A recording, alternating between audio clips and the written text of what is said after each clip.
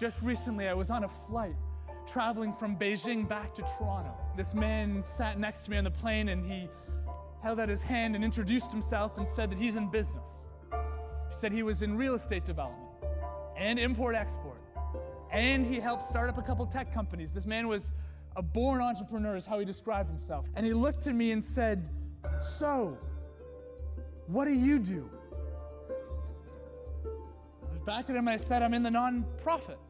He said he'd read all the books, Good to Great, Built to Last. He had gone to all the workshops and the seminars, studied every company, a type of industry, except he had never heard of anything like the nonprofit world.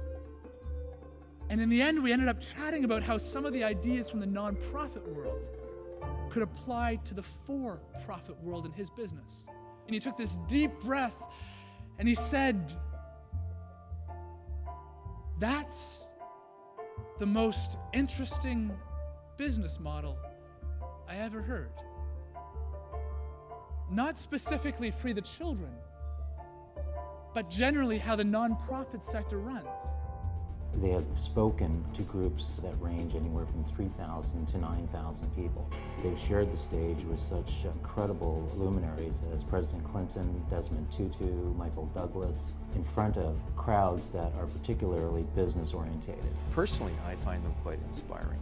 Personally, I learn a lot from them. Personally, I think they've got great perspective and maturity. What they did share, which was really important, was corporate social responsibility and the ability for these companies to assess their responsibility in the world. When you build trust into the way of working with your employees and the external world, you effectively transform employees into believers, and you transform your customers into advocates. And the way they articulated these ideas was very cohesive and to the point, and not only inspirational, but practical. How are you going to keep your workforce engaged, retained, active, and motivated? It all comes down to what kind of meaning and what kind of purpose can you provide them. So you have all these incredibly intelligent people with MBAs and law degrees who are applying for these ridiculously low salaries, and they want these jobs more than ever.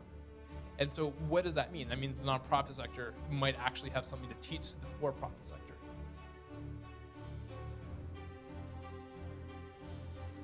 So if you have most meaning in your job, by and large, statistics show you are most satisfied with your job. You're likely to stay in that job, you'll be more productive in the job, and you'll be happier in the job.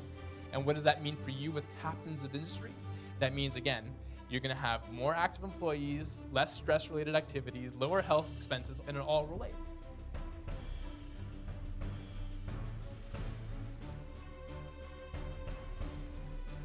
It's everybody's job to get out there and get engaged. It's not just the job of HR. It's not just the job of the people who are part of the recruitment process. It's everybody, because it has to happen every single day.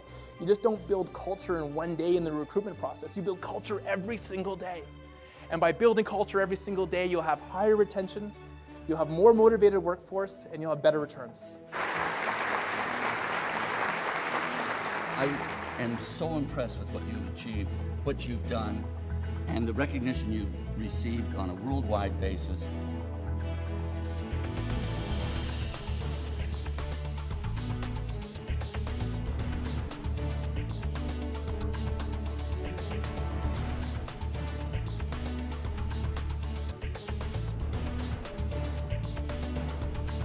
What a story, what a role model, what a hero. Craig, you truly are an inspiration.